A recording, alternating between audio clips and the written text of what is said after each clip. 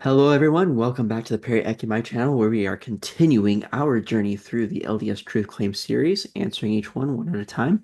This time, we are talking about Lehi in Arabia. So, I have to admit that for this particular episode, it feels a bit daunting. This does feature, after all, the single best piece of external evidence for Book of Mormon historicity, but it's not really the apologetic arguments that make me feel so small in this space. Rather, it's the critical arguments that have come before me in response to these apologetics. Right, and as easy as it would be really for me to just kind of like abdicate this whole thing over to Vogel, and really you should watch his stuff as well for sort of the more like in-depth and technical analysis of the data really around the things that are discussed in this episode. I hope you'll stick with me because my approach is going to be a little bit different. I am going to be looking at specifically the best positive case for the Church's truth claims, as this whole LDS truth claim series has been lauded to me a few times. And also, I'm going to be trying to really stick close to what the text actually has to say for itself, and really how that even shapes the picture before we even get into the apologetics associated with this section. If you are following along with McDonald's series, and I do recommend that you watch McDonald's content and then mine in that sequence just to make sure that you're most current on what is actually being discussed, please note that this episode is going to include LDS Truth Claims 13 and the first half of or so of 14. This is just the way that he ended up structuring it to kind of get into the arguments, and that was seemed like the best natural cutoff point for this review. So Brett begins his presentation with a rather evocative question. Could Joseph have known the way? MacDonald discusses some of the ideas that would have likely been available to Joseph about the environment and ecology of the Arabian Peninsula. During the period under which the Book of Mormon was dictated, the notion of Arabia Felix, as part of the old distinction between the different regions of the peninsula, still had a certain degree of vogue. McDonald argues that there was some pushback on this idea emerging in the 1820s and the 1830s. But let's discuss McDonald's best source for the suggestion that Joseph Smith may have been given a bleak, desolate view of the southern coast of Arabia, as opposed to the Arabia Felix perspective. He cites that the most probable guide that Joseph may have had access to was Josiah Condor's Arabia, which was first published in 1825. I want to be clear, I do not hold the position that Joseph Smith possessed or had access to Josiah Condor's work. For one, the 1825 edition appears to have been primarily published in London.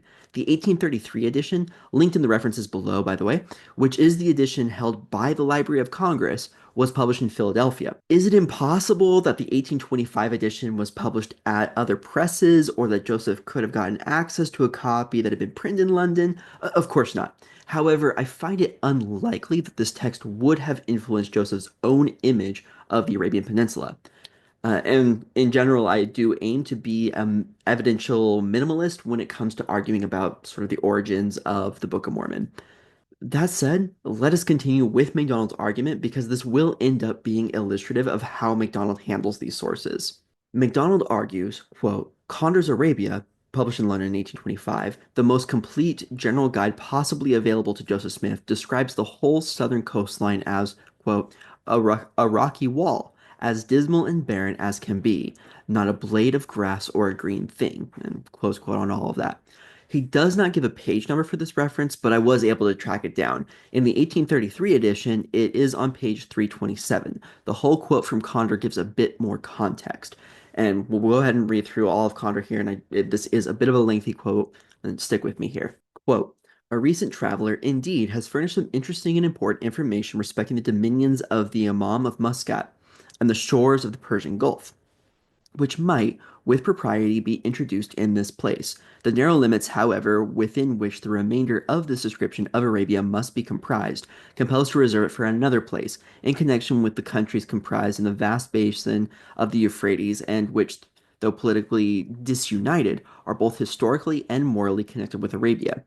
A few particulars are subjoined as serving to render more complete the account of the southern coast. Mr. Fraser sailed from Bombay on the 14th of May, 1821, and on the 5th of July made Raus ul Hud, or Rus el Khad. And I apologize for any mispronunciations here. I am sure that there are going to be plenty. Vulgarly called Rasselgate, which literally means land's end. Very dark weather added to the majesty of the mountains that lie near this promontory, and which are generally mistaken for the cape itself. This is talking about that rather lengthy cape that extends all the way into the Persian Gulf, as opposed to the little knob that's at the end of the sort of the southern tip of the Arabian Peninsula. The true cape, however, is comparatively low and runs much further out to sea. The whole coast is a rocky wall, the mountains of brown and bare rock streaked with light gray veins and patches, and in several ranges, one behind the other. The little town of Ras Al Hood lies on a small piece of beach just around the cape, with a good many date trees about it, and two castles may be seen, built by the Imam of Muscat as a protection against the Wahhabis. The whole looks as dismal and barren as can be, not a blade of grass or a green thing, except the date trees above mentioned, can anywhere be detected. It is remarkable that on rounding this cape, southwest trade winds constantly fails. Excuse me, the southwest trade wind constantly fails. The heavy sea at occasions is exchanged for still water, and light, baffling airs succeed, which render the remainder of the voyage to Muscat tedious and uncertain. The whole Arabian coast in this quarter wears the same sterile aspect, offering in many places a precipitous rocky belt towards the sea, alongside which ships might float unharmed. These rocks, entirely denuded of soil or vegetation, exhibit their external strata crumbled into fragments, which partly adhere, partly lie loose on their surfaces, offering to the mind a remarkable image of ruin and desolation. Several ranges of mountains may be seen from the sea, but none so far as we could judge exceeded the height of 1,500 feet, and most of them were far below it. The province of Oman extends from Abu Dhabi, vulgarly called Boothby, in the Persian Gulf to the island Masera, south of Ras Al Hood. Its produce is confined almost exclusively to dates and wheat. The climate, particularly that of the Cove of Muscat, is very unfavorable to the European constitution, and Mr. Fraser suffered not less from the suffocating heat of the nights than from the fiery heat of day when the thermometer varied from 92 degrees to 102 degrees of Fahrenheit. That was a lot, but I think considering just how much context McDonald removed, I needed to show my receipts. If McDonald had actually read this passage in Condor, he would have noted that this is not referring to the entire southern coast of Arabia, but to a very specific section of it. Specifically, this is where the bottom right tip of the peninsula sticks out a little bit, almost looking like the much bigger cape that sits in the Persian Gulf. The region covered is just a fraction of the southern coast. But to be fair, Connor does say that this pervades the whole quarter, correct? Perhaps this could be in reference to the southern quarter. The way I see it, there are two interpretations of the word quarter that are consistent with the language common to Connor's work at the time. Either he is referring to quarter as some ambiguous geographic region that can only be defined by the boundaries set by the sites listed in the surrounding text. Anything else would be extrapolation. Or he is referring to quarters such as Arabia Felix, Arabia Deserta, and so on, which is consistent with the geographic distinctions made in his map and throughout his text. This quarters language is also used in describing these other regions of Arabia in other texts. If the former, then we can only rely on the sites listed. And I did the work here, and it only covers the eastern side of Oman, not even approaching Yemen, hardly the whole southern coast. If the latter, then Condor's comments fit into this broader context of understanding Arabia Deserta as effectively a barren wasteland. Arabia Felix, which comprises much of modern-day Yemen, would not be included in this quarter. Again, hardly the whole southern coast. If MacDonald read this text, then he either did not understand what this passage is saying, or he did understand it but chose to misinterpret what it is saying. If he did not read it, then he did less diligence in building up his own positive case than I have done in critiquing this single point, and it annoys me greatly when MacDonald does this sort of thing, because I know that he knows better. He has been taught to do better than this. What this amounts to for our purposes is even if Joseph Smith had a copy of Connor's Arabia, it would not dispel the idea of Arabia Felix. This is important because the idea of Arabia Felix gives a plausible naturalistic explanation for why Joseph Smith may have believed the southern coast of Arabia could have places that were fertile and abundant with life, such as Bountiful. But again, if you want even more treatment on this whole issue, Dan Vogel's videos dealing with this section of the Book of Mormon are fantastic, and they're linked in the description. Again, just to reiterate that point. For now, I just want to contend that it is rather probable that Joseph's understanding of the geography of Arabia was based on Bible maps, such as this one, or maps of questionable accuracy regularly available in his milieu. I understand that there are particular maps that get argued between apologists and critics as being more or less likely available to Joseph, but I really don't think that we need to posit anything more than just a Bible map for our discussion. For McDonald, the diversity of the Southern Arabia coast, coupled with Europeans and European Americans not really having much of a clue of what Arabia was really like at the time, serves to justify this point. Quote, Joseph would have been wise to choose a better known route, or at least to be vague and general himself about the journey through Arabia and the shipbuilding, but he is not. The account is extremely detailed, leaving itself open on nearly every page to easy falsification through subsequent discoveries. And once again, McDonald and I have a bit of a split. He says that the account is extremely detailed, to which I call BS. I do aim for politeness and compassion in my responses, but the idea that the account of Lehi's journey through Arabia is extremely detailed is laughable. But we'll go through that as we proceed through McDonald's arguments. McDonald, fortunately enough for our discussion, gives us criteria which he believes Joseph could have been falsified for. He says, quote, most dramatic and most easy to falsify would be the references to campsites at specific locations capable of producing crops, the conditions near a mountainous area supporting wild game that would break a steel bow and cause others to lose their spring, and yet where wood for new bows could be found, and most of all, of course, the abrupt turn in direction and travel eastward over an unusually desolate area, but directly to a remarkably fertile area, fruit, flowers, honey, on the seashore that also meet a unique combination of unusual conditions, a beach, but also cliffs from which someone could be thrown into a deep sea, or for tool making, timbers of sufficient length and quality for shipbuilding, and a prevailing wind to take them toward America. Just as an aside, because it will only be lightly touched upon in all of this discussion going forward, the idea of a prevailing wind being needed out Bountiful that's actually like measurable today, considering what the Book of Mormon actually has to say about the Lord guiding the winds that would drive them towards the New World, seems a little bit of an extraneous point. If there was a site that happened to be found that had a prevailing trade wind that could be followed to arrive at the New World, then apologists would declare a victory. But if no such wind was found anywhere along the southern coast, then they could refer simply to this passage about the Lord driving them through and guiding those winds, and they also happen to have a win on that point because of what the text says. Frankly, that whole point is just unfalsifiable, and therefore is not one of the most easy to falsify points. Moving back into our primary discussion, there's an interesting parallel case in how the city of Troy was discovered using, in part, the Homeric epics as a guide. If we could use the naked text of the Book of Mormon as a guide the same way those who found Troy used the Homeric epics, that would be rather fantastic evidence for the veracity of at least some of the Book of Mormon's claims. And we start our reading all the way back in 1st Nephi 2, where Lehi leaves the land of his inheritance with his family, heads into the wilderness in the borders of the Red Sea for 3 days before arriving at a valley beside a river of water. We are told that the valley borders the mouth of the river that empties into the Red Sea. The river is continually flowing into the fountain of the Red Sea. The valley Lehi calls Lemuel, the river Laman. So, where is the valley of Lemuel and the river of Laman? Apologists argue for a site or two. McDonald argues that it could be somewhere like Wadi El Afal. The Scripture Central argues for Wadi Tayyib al-Isam. The Book of Mormon says that it's either a 3 day journey in the wilderness from Jerusalem to the borders by the Red Sea, or that after reaching the borders of the Red Sea, a 3 day journey in some direction in the borders by the Red Sea. Because of the often repetitious nature of the text, it is hard to parse exactly what is meant, and I can see reasonable arguments for either. Now, either way, all we can say is that it is somewhere near the Red Sea, that we cannot be certain if this is on the Arabian side or the Sinai side. However, later textual clues may help to clarify.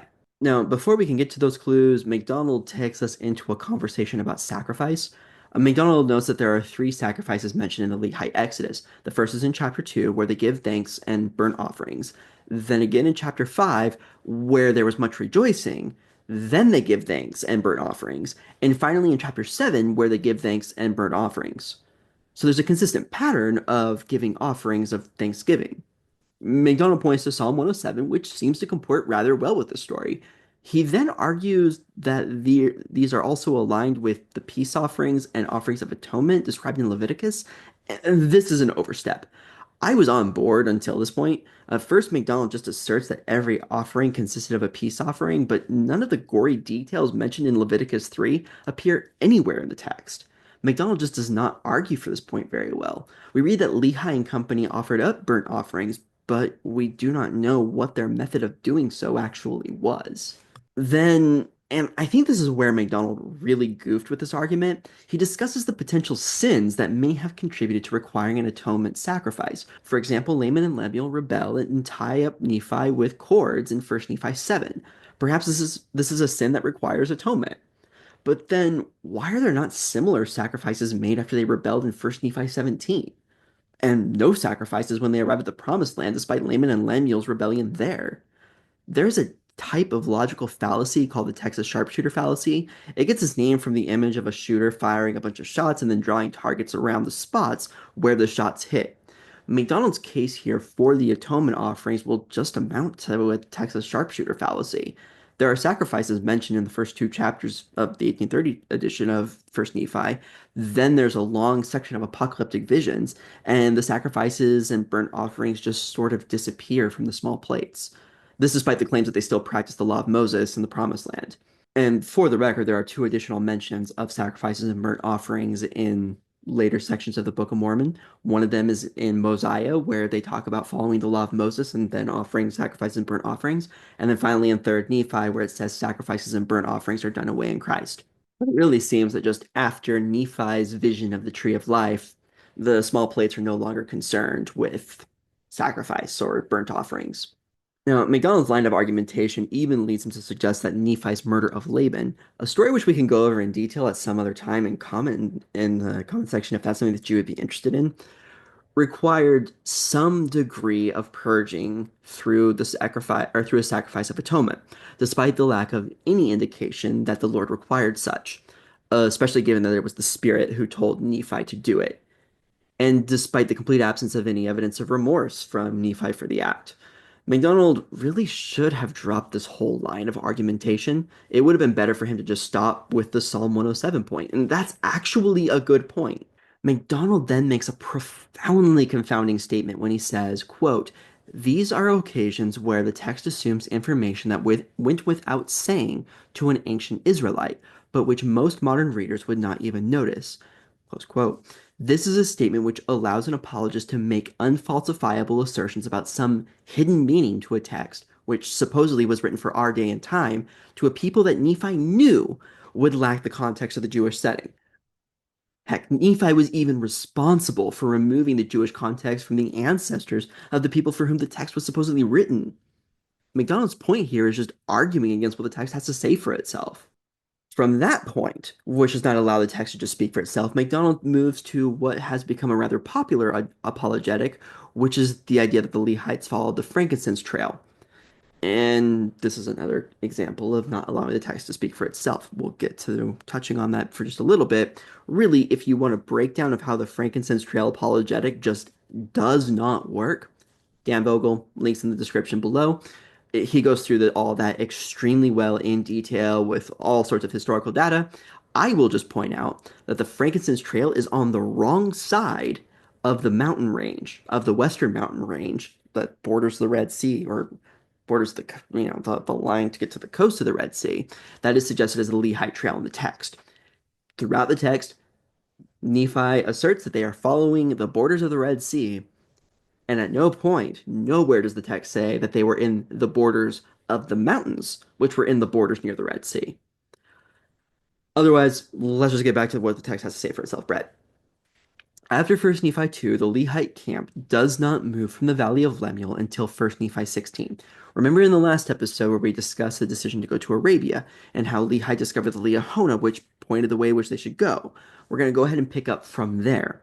The text states, quote, "And it came to pass that we did gather together whatsoever things we should carry into the wilderness, and all the remainder of our provisions which the Lord had given unto us. And we did take seed of every kind, that we might carry into the wilderness. And it came to pass that we did take our tents and depart into the wilderness across the river Leman. And it came to pass that we traveled for the space of 4 days, nearly a south-southeast direction. And we did pitch our tents again, and we did call the name of the place Shazer." So what have we learned? Well, First things first, I think we can go ahead and place the Valley of Lemuel on the Arabian side of the borders of the Red Sea. Conceding that will make understanding the rest of the journey much simpler. From our otherwise vague position at Lemuel, we cross the river Leman and travel 4 days south-southeast to arrive at Shazer. 4 days travel time in a caravan is not exactly specific, as we do not know the actual distance traveled. But we could make some assumptions. First, if we assume that the Lehites were a camel caravan, then it would be reasonable to suggest that they traveled, let's say, 25 kilometers per day, or 100 kilometers. The problem with that actually pretty slow rate for a camel caravan is that if they were to take that speed as an average for just a few days a week, they could have arrived at Bountiful pretty much wherever it could have possibly been on the Arabian Peninsula in much less than a year. Perhaps that rate is just a little too fast then for the 8-year journey to Bountiful and for how long that actually takes. And this is where the first problem with McDonald's specific locations criteria really begins to appear. It only gets worse from here. We can only say that Shazer is a 4-day journey in a south-southeast direction from some place near the borders of the Red Sea on the Arabian side. Rather than being falsifiable, the apologists can just pick any candidate site that they want and call it a hit. From Shazer, the Lehite caravan travels many days, following the same direction, which is that south-southeast direction that they took to get to Shazer. The good news is that we can just kind of follow this line of south-southeast along the borders of the Red Sea. The bad news is that we are traveling some amount of time that is equal to many days. It was hard enough figuring out how far the travel distance when we were told 4 days. Many days is about as non-specific as you can get. I mean, how could you possibly falsify many days? After this number of days of travel, that is likely more than four, but less than 2,922, the number of days in 8 years, Nephi breaks his steel bow, and his brother's bows lose their springiness while they are out hunting. We will go ahead and set aside McDonald's discussion about steel not actually meaning steel, but meaning some other alloy that wasn't actually steel despite his preference for a functional translation, and instead turn to the dastardly culprit of what could be the cause of the bows losing springs and the metal bow breaking. Well, McDonald cites Hamblin, who points out that changes in temperature and climate can sometimes be bad for the conditions of bows. Hamblin also notes that hot weather can be bad for the springiness of bows. So the culprit is heat. How could Joseph Smith have possibly known that Arabia is hot? To be honest, I do not understand why we are spending so many slides of McDonald's presentation on this. Nephi mentions making a bow and arrow out of wood in 1st Nephi 16:23. This does suggest that the author of the Book of Mormon may have had at least some understanding of the need for consistent materials between the bow and the arrow for it to function properly. Now, did Joseph Smith have this sort of knowledge?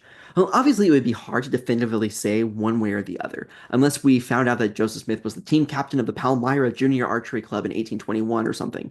There is a rather humorous account from William M. Allred about Joseph being challenged by a hunter as to why Joseph was just, goofing off.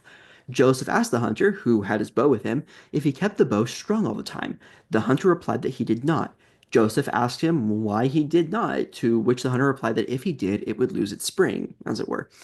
Joseph then explained in like manner that he did not keep his mind strung up all the time, and he took the time to relax on occasion. This source has been cited in church manuals, but it is a later recollection. If it is factual, then this does suggest that Joseph had at least some understanding of the limitations of a bow. At the very least, he does not appear to have been wholly ignorant of them. I do, however, wonder at the feasibility of constructing a bow under the circumstances described in 1st Nephi 16. Where would Nephi have gotten the tools needed? How would he have known how to shave and bend and treat the wood? What was the string made of? I do not know, and Nephi really doesn't seem interested in providing us with any of this information. To summarize our discussion about bows and arrows, the Book of Mormon does rightly note that heat ruins things, and Arabia is a hot place. That is definitely a hit. Good job. It is a rather mundane point, but it is a hit nonetheless. However, in terms of the specifics, especially in just how Nephi made the bow and the arrow, we really don't have much. In all, this gives us that the place in Arabia claimed by the text is a hot place with some wood and some animals. somewhere along the borders of the Red Sea, many days from the place of Shazer. I mean, take your pick of location. Of course, if you happen to find no candidate sites, I suppose you could also retreat to something along the lines of absence of evidence is not evidence of absence, but I would remind you that absence of evidence is also not evidence of presence. In 1st Nephi 1633, the caravan continues in the same south-southeast direction as before, this time also for the space of many days. So where is the caravan now? Well, some unspecified place along the 1,200-mile-long western coast of the Arabian Peninsula, many days from a place which is many days from Shazer, which is 4 days from Lemuel, which is somewhere within a 3-day trek of a wilderness around the borders of the Red Sea, or maybe 3 days from Jerusalem, depending on how you interpret First Nephi 2. In other words, we're at Nahum. And this is the single best piece of external evidence for the Book of Mormon's historicity. I mean, if we're following the text and just using that as a guide, we really have no idea where we are, other than somewhere in Arabia by the Red Sea.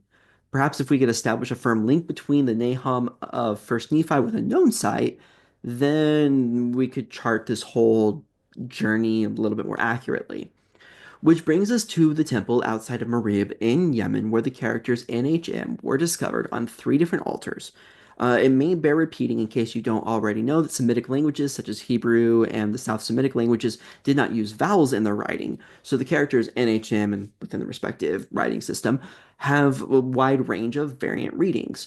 One potentially valid variant reading would be Nahum, like the name of the place where Ishmael is buried in 1st Nephi 1634. I think that it is worth looking at what the altars themselves have to say in full. See, we are looking for a place called Nahum, or some variant there too, not necessarily a person or people group. In other words, it is not enough to say that there was a person or persons with NHM. We need a place. The translation of the altars at the temple outside of Marib read, Biafthar, son of Salum, son of Naum the Nimite, has dedicated to Ilmacha the person Fariat by Aftar and by Ilmacha and by Dat Himyam and by Yarail and by Mad Karib. And I'm sure I butchered a whole bunch of pronunciations there, and I apologize. Now, does that sound like this is a place or a place nearby that is referred to as Nahum or a variant there too? To my reading, it doesn't. At best, it suggests that there may be a people group referred to as Nimites, which would be a variation of Nahum, but which is not necessarily a place, nor is it actually this place. In other words, we have 3 altars that suggest a candidate people group existed at the time of Lehi, but it does not establish a place of Nahum. We do know the existence of the Nim tribe, and so I mean that there is a provenance for where these altars would have come from. Also, in 1635, the family complains that, quote, we must perish in the wilderness with hunger. This is despite the fact that the temple outside Marib is located outside Marib, the capital city of Yemen, and a rather sizable example of civilization for this region. Even around 600 BCE, I mean, this was supposed to be the place where the Queen of Sheba hailed from. This is part of the challenge for the apologist. The text does not describe any populous regions or well-trodden trade routes. Instead, it has its protagonists isolated and following paths that can only be navigated through the use of a divinely guided compass. And again, for much more detail on how this apologetic just does not actually work, Dan Vogel, listed in the description. Honestly, you can kill a few hours with really, really fascinating information.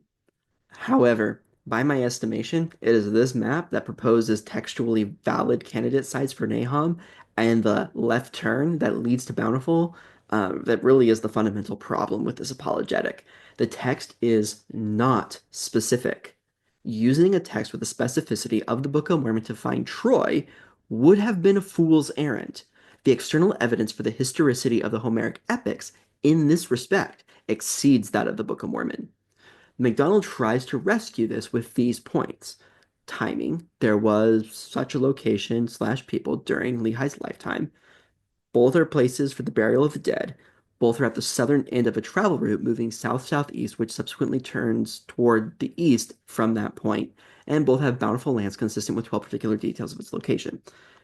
Now, we can agree that there was a candidate people, but as mentioned before, that is not adequate. The place is Nahum, and the place is not defined by the evidence, textual or external. Both feature burial sites, which fair enough. That said, find a place where humans in some mass have lived where there is not a burial site nearby. I'll wait. While both are in fact at the end of a travel route moving south-southeast, the temple at Marib is at the end of a well-established trade route, whereas the Nahum mentioned in the Book of Mormon is at the southern end of, frankly, whatever arbitrary point is many days from the camp, which was many days from Shazer, where they decided to turn left. And finally, both have bountiful lands. And fair enough. However, I see some challenges with this. Many different candidate sites have been proposed for bountiful. The bountiful described in the Book of Mormon has listed features, but many are rather common to coastal sites. I also find the appeal to candidate bountiful lands to be a bit disingenuous, as I doubt that apologists would back down from this NHM apologetic if there were no candidate sites found at all. The actual discovery of candidate sites does help to elevate the NHM argument as a line of evidence for Book of Mormon historicity, but the other issues already discussed drag it down. We are just left to weigh the balance. So does the sort of tilted L shape of the Arabian Peninsula that would have been observable even in Bible maps mixed in with the Arabia Felix ideas that were still in vogue at the time um, adequately account for the proposed route of travel? Do the details of First Nephi 2 and 16 rise to such a level as to exclude any other explanation except that the author of the text was familiar with the Arabian Peninsula beyond the capabilities of a 19th century farm boy who had never left New England? In contrast to McDonald's conclusions to the pre-left turn travel, I would contend that the text is so non-specific and makes such rather mundane claims that, independent of discovery of altars at a temple outside of Marib, apologists would make a model that would fit the text, and some other apologists would probably have made a different competing model that also fit the text. What we actually have in the text does appear to be wholly naturalistically feasible, even for a 19th century American farm boy, and the case made by apologists has deficiencies that have been well litigated by critics such as Vogel.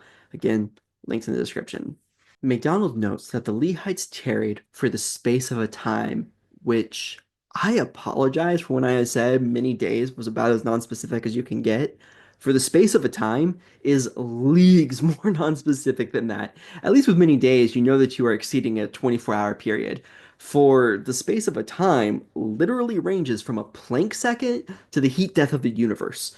We're at least constrained by the 8-year travel time mentioned in 1704, but goodness golly. McDonald argues that this was probably a growing season, but that's not what the text says. It just says for the space of a time. So a growing season could be correct. So could a full pregnancy, or 2 seconds, or 6 years. All are valid interpretations of for the space of a time. After a peculiar episode of contention and murmurings, the journey resumes in 1701, and from here they travel nearly eastward. The unnamed daughters of Ishmael deliver babies. The whole group lives off of raw meat. The women are able to produce sufficient quantity, or significant quantities actually, of breast milk, and in a true victory for feminism, the women are also, quote, strong, even like unto the men, and they began to bear their journeyings without murmurings. There are some passages of the Book of Mormon that I really love, but I think there are more than a handful of reasons why these passages are not going to be in the next scripture mastery list. At least I hope so. As McDonald makes the connection here, I will go ahead and point out that verse 12 clarifies that the reason why they were living off of raw meat is because, quote, the Lord had not hitherto suffered that we should make much fire as we journeyed in the wilderness, for he said, I will make thy food become sweet, that ye cook it not. McDonald builds this picture that the Lehite caravan was under threat of assault from raiders or marauders. He refers to Mosiah 1:17, Alma 9:10, and Om 9:6. So let's go ahead and take a look at those passages and see if they actually establish the Lehite caravan was under the threat of attack. Mosiah 1:17 reads, Therefore, as they were unfaithful, they did not prosper nor progress in their journey, but were driven back, and incurred the displeasure of God upon them. And therefore they were smitten with famine and sore afflictions to stir them up in remembrance of their duty. The passage does establish that they were driven back when they were unfaithful. And could this be because they were attacked by raiders who forced them back? There may actually be a simpler plain text reading. In First Nephi 18:12 through 13, as linked to in the footnote, by the way, for this phrase, it notes that when Laman and Lemuel had bound Nephi while they were on the ship, there was a tempest that drove the ship back for 3 days. So that one doesn't quite meet the muster needed to establish these raiders.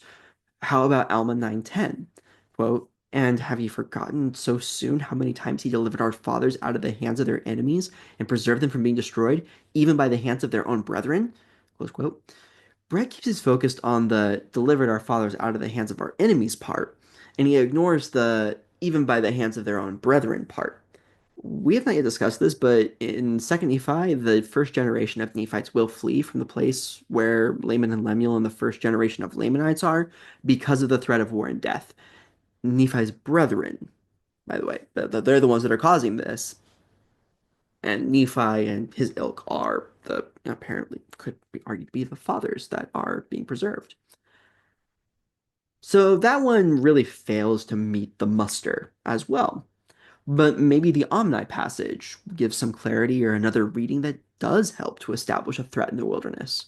Quote, "For the Lord would not suffer after he had led them out of the land of Jerusalem and kept and preserved them from falling into the hands of their enemies. Yea, he would not suffer that the words should not be verified, which he spake unto our fathers, saying that, inasmuch as ye will not keep my commandments, ye shall not prosper in the land." Again, Brett focuses on the preserved from falling into the hands of their enemies part, but does not account for the context, such as how this deals with when they were led out of Jerusalem. Remember when the Jews were threatening to kill Lehi?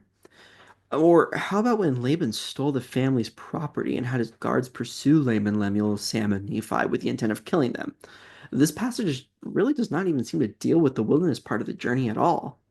The last couple of episodes are pretty rife with examples of Brett imposing what he thinks the text should have said onto the text, whether or not the text says it at all.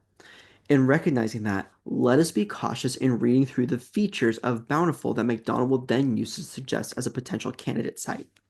In 1705, we learn that the land Bountiful is called such because of its much fruit and also wild honey. Noteworthy, the fruit and wild honey were prepared of the Lord. If I had to make an apologetic argument, and there were no places found anywhere in Arabia that had the features of Bountiful, you can bet that I would be leaning into the idea that those features only existed temporarily as they were prepared of the Lord. McDonald chops up the verse a bit with his next part, so I want to make sure that we are all on the same page here. Quote, "And we beheld the sea, which we called Iriantum, which, being interpreted, is many waters." So they see the sea, and when they see the sea, we see that they call it Iriantum. So the sea that they see is Iriantum. The interpretation of Iriantum is many waters. So they called the sea many waters, and I just hope that it is clear that the many waters of Bountiful, which is Iriantum, is the sea, not a freshwater source. The sea. Are we all on the same page here? Good. Strangely, at no point is freshwater or a source of fresh water mentioned. In fact, I don't think there's been a fresh water source mentioned since the River Leman. From the mention of Irianta, MacDonald abdicates his arguments to a documentary, so we'll just fill in the gaps with a fair article. Funny enough, this article identifies three potential sites, though it favors two of them for Bountiful that are spread across about 170 kilometers of the southern Omani coast. The same article also notes that many of the features found in the site that McDonald's documentary prefers may be due to recent irrigation, which would suggest that the site was a bit less bountiful at the turn of the 6th century BCE. Just to quickly note the additional features that are actually textually supported, there should be a mountain near the Bountiful site, as described in 17:7. There should also be ore and flint, as described in verses 9 through 11. Also, Nephi would need materials to construct a bloomery capable of reaching temperatures sufficient to smelt iron ore. At the most generous here, Nephi is going to need a powerful bellows and charcoal. The bellows is addressed in the text, but the charcoal is not. Without charcoal, what is Nephi burning that is capable of temperatures necessary to smelt even meteoric iron? We also read that Nephi was working with timbers in 18:1 through 2, which suggests that there must have been trees suited for the job. We might have a candidate with the African juniper, which is found in the mountainous areas of the Arabian Peninsula. However, figure 1 of the El Juhani paper listed in the references does suggest that these trees may be less common in the regions proposed for bountiful. The Fair article seems at a bit of a loss for finding suitable trees despite the abundant vegetation, so perhaps this issue just remains entirely unsolved. The apologists, including MacDonald, seem to all argue that there must have been cliffs in the area because of the mention that Laman and Lemuel are said to have wanted to throw Nephi into the depths of the sea. There are no direct mentions of cliffs, and though this is a plausible reading of the text, I actually don't think that it's necessary. I can imagine a scenario where instead of taking Nephi up to a cliff to throw him into the sea, they would instead bind his hands and his feet, wade out into the water a bit before sort of, doing that like back and forth, tossing him into the sea. Same job done without adding cliffs. And actually, and not requiring cliffs, this should actually make the apologist's job a little bit easier to find candidate sites. McDonald argues for one site on the southern Arabian coast. Fair allows for three. Is this the full range of possible candidates for bountiful sites if we allow for all textually supported left turn sites to be acknowledged? Probably not. Are there any potential sites that actually have the right kind of timber in the quantities required, as well as the natural resources, including the charcoal that would be needed to produce the heat necessary to smelt iron ore? Well, the Arabian Peninsula seems to have a scarcity of that resource as well. So the plausibility of the account of Lehi of Arabia is much weaker than MacDonald contends. Everything that this story needs to actually work would be much more feasible if the story went to the Indian subcontinent. If only there was a way to get the Lehites there instead. I do want to note one additional argument that comes up in the sources that MacDonald lists, and that is that Nephi would have had some familiarity with shipbuilding that he would have attained through his journeyings through the wilderness. This argument is largely sourced from the idea that Nephi talks about the manner of the ship that he builds being not after the manner of men, but after a manner that's taught to him by the Lord. I really don't think that that conclusion is necessary, however.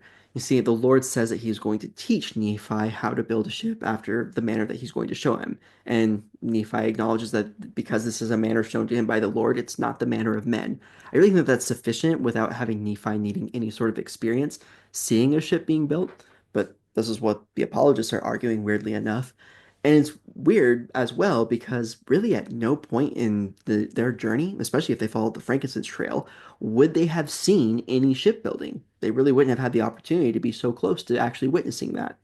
All right, and with that, let's go through the arguments. The new premise for argument number one reads, quote, the part of the Book of Mormon covering the Lehite Exodus in Arabia is consistent in geography and culture in at least the following. The three recorded occasions of Lehite offering sacrifices when measured against sacrificial law in the Bible become immediately understandable in light of the family situation.